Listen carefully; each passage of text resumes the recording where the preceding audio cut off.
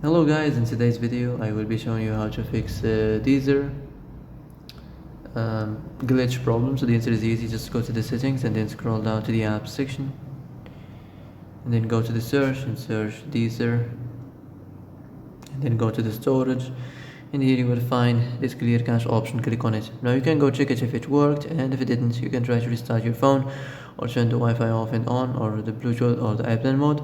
Also you can try to clear data, but be careful. If you clear data, all these applications data will be deleted.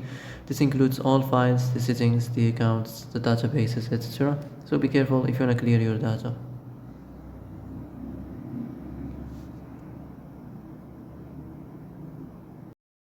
And that's it for today's video. I hope this is the answer you've been looking for.